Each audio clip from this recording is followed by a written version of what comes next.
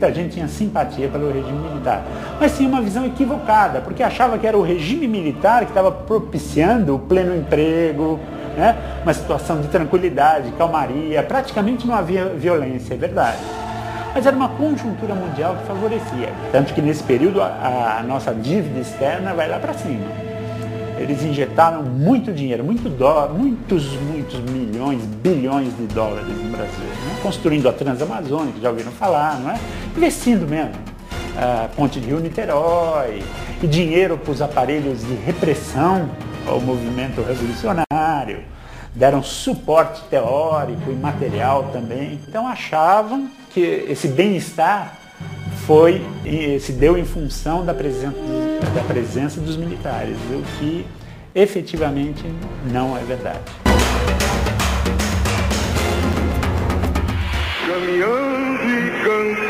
A resistência à ditadura militar chegou às ruas em 1968. 100 mil pessoas, principalmente estudantes, fizeram manifestações no Rio. Nas ruas, campos, construções. Pode ser ouvido. Provocado por essa crescente oposição, o regime militar assumiu total poder ditatorial no final de 1968, com o infame AI-5. Os que por ele se responsabilizaram e juraram defendê-lo, resolve editar o seguinte ato institucional. Artigo 1º. O Presidente da República poderá decretar o recesso do Congresso Nacional. Artigo 2º. Poderá decretar a intervenção nos estados e municípios sem as limitações previstas na Constituição. Artigo 3º. Poderá suspender os direitos políticos de quaisquer cidadãos. Ficam suspensas as garantias constitucionais.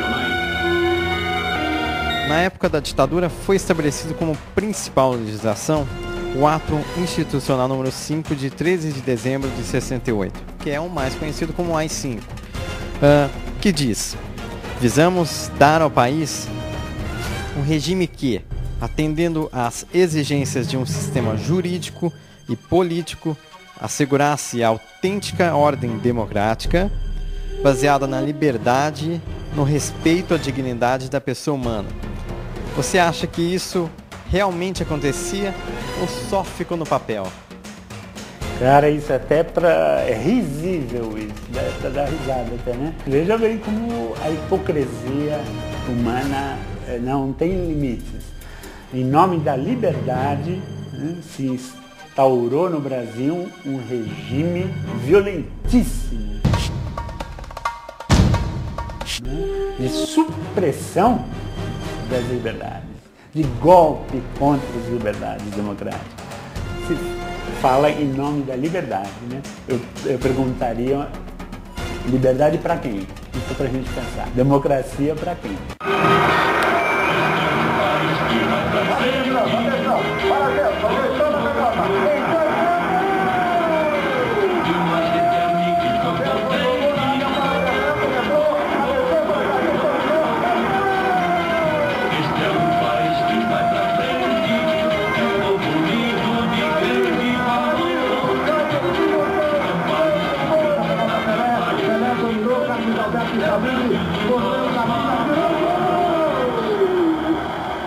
Que esse AI-5 realmente, Congresso fechado, né? Todos são caçados, e aí se instaura realmente a grande ditadura a partir de 68. Quer dizer assim, uma grande parcela, as coisas estavam passando batidas. A ditadura, eles não estavam entendendo o que é aquilo. Não vai ser fácil me acompanhar.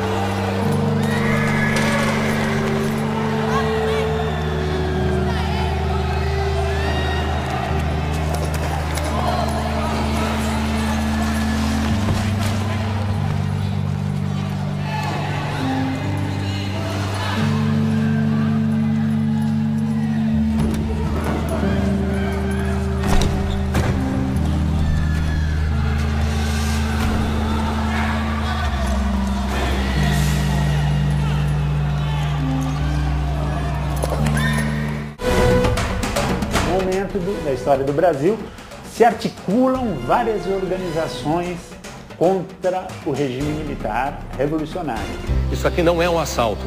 Vocês estão assistindo uma expropriação revolucionária.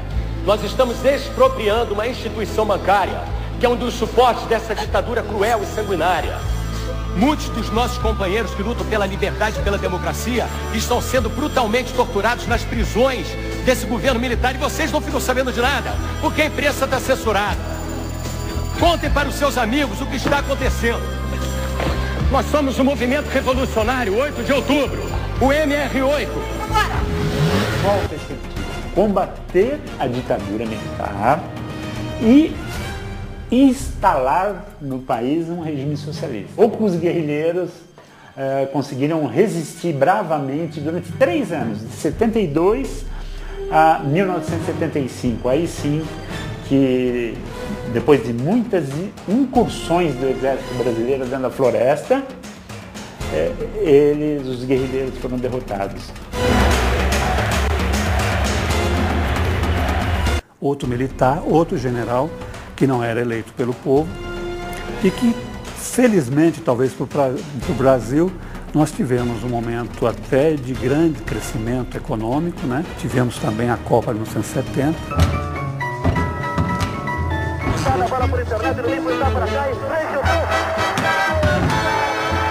Que foi o que o Brasil ganhou.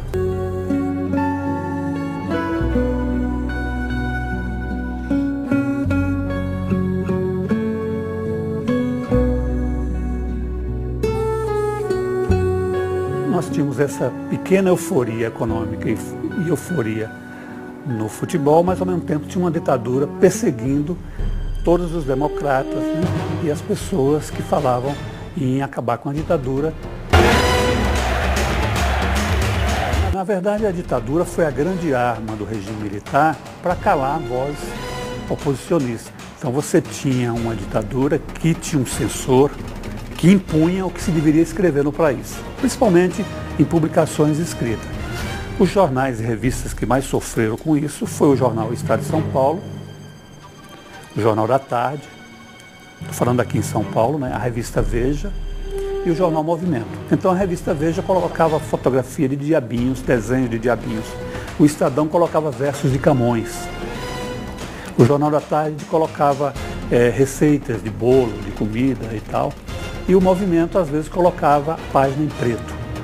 Então, cada um tinha a sua maneira de mostrar ao leitor que aquele texto foi cortado. O cinema era um absurdo, né? Os filmes tinham que passar todos pela censura e tal.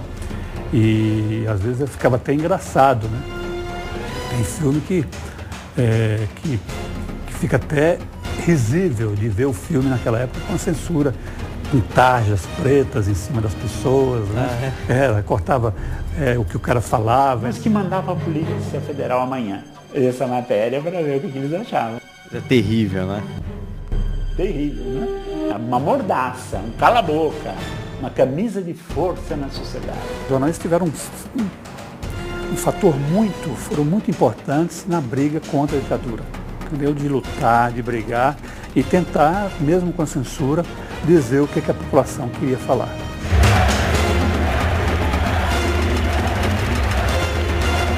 O governo também forte, mas se preparou o país para o começo de uma retomada democrática. Quanto isso, você também tinha uma oposição que, de certa forma, estava fustigando o governo para trazer uma democracia para o país.